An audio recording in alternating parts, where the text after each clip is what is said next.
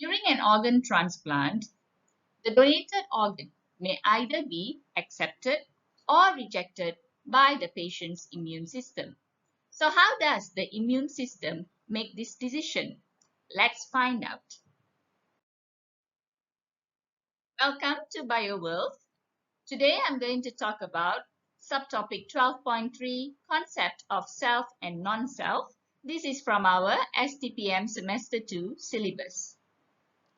In an organ transplant, the donated tissue or organ can be either considered self or non-self. Now, when the immune system determines that the donated organ is self, then the organ is accepted. However, if the immune system decides that the organ is non-self, then the organ becomes rejected.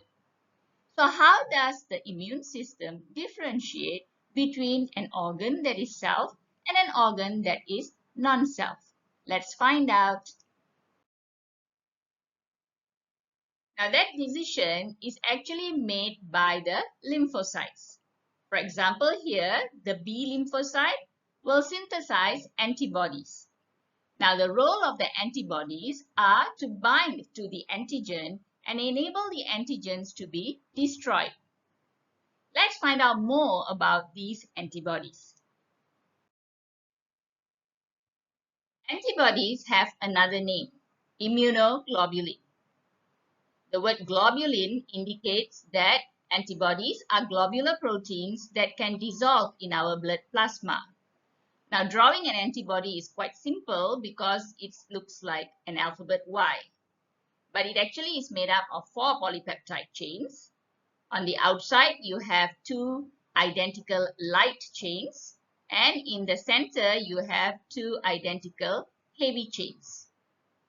These 4 chains make it a quaternary protein. And they are held together by disulfide bonds. Now, each of these chains is actually divided into 2 parts.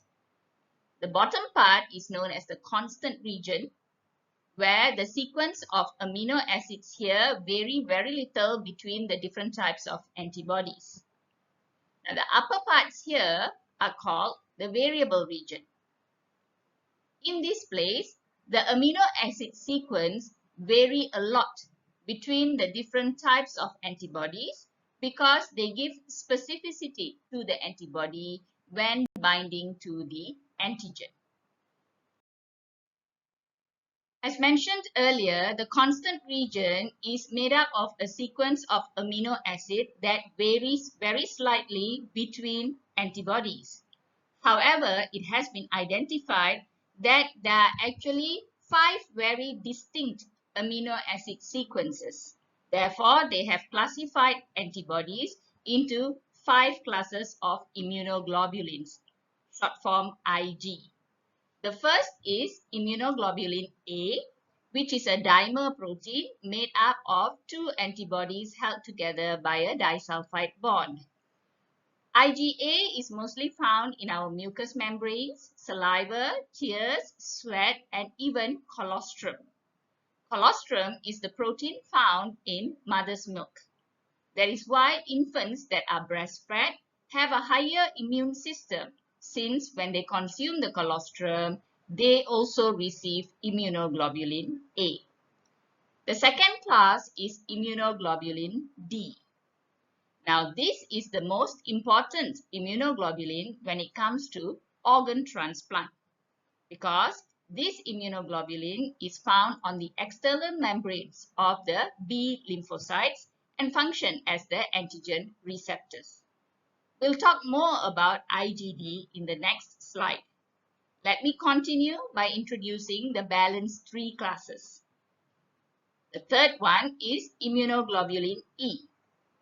Now, this is the immunoglobulin that is least found in our blood because it is only necessary for allergic responses. Following that, we have immunoglobulin G.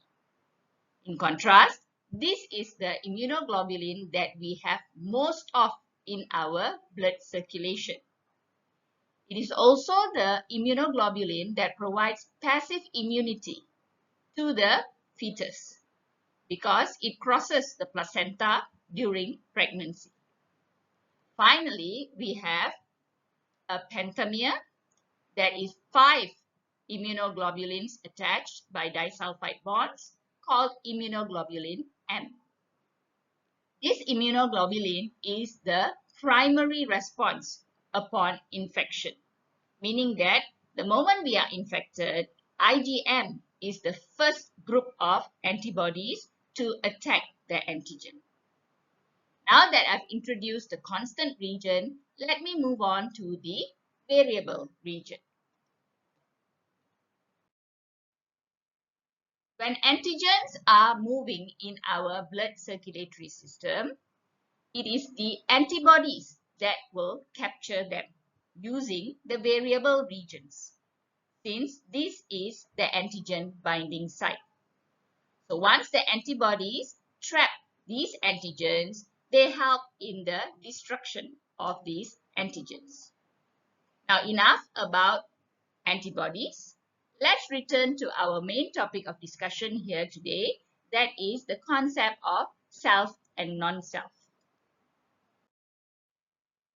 My patient has kidney failure. He requires an organ transplant. His damaged kidney has to be replaced with a healthy kidney provided by an organ donor. Now, if the cells of the donated kidney are similar to the patient's kidney, that is in the form of the surface protein called MHC class I proteins, then there will be no immune response attacking this kidney. This is because the kidney is compatible to the patient's. Of course, it is not like the lymphocytes do not produce antibodies at all. They do. But as you can see, the variable regions of these antibodies do not match the structure of the MHC class I proteins. These antibodies have no receptors against the MHC class I proteins. So, they will not attack the healthy donated kidney. The organ transplant will be successful. This is concept of self. Let's have a look at what happens to make it concept of non-self. In this case, the donated kidney may have a cell structure that is different to that of the patient's kidney cells, as you can see in this diagram. The MHC class I proteins are completely different. This will definitely initiate an immune response, making this donated organ not compatible to the patient. The B cells will produce antibodies that have receptors specifically to the MHC class I proteins. As you can see, this structure will match the structure of the MHC class I proteins, thus attacking the cells of the organ, making the body reject this organ. So this makes it non-self. I hope you too can differentiate between the concept of self and non-self. Until next time, bye-bye.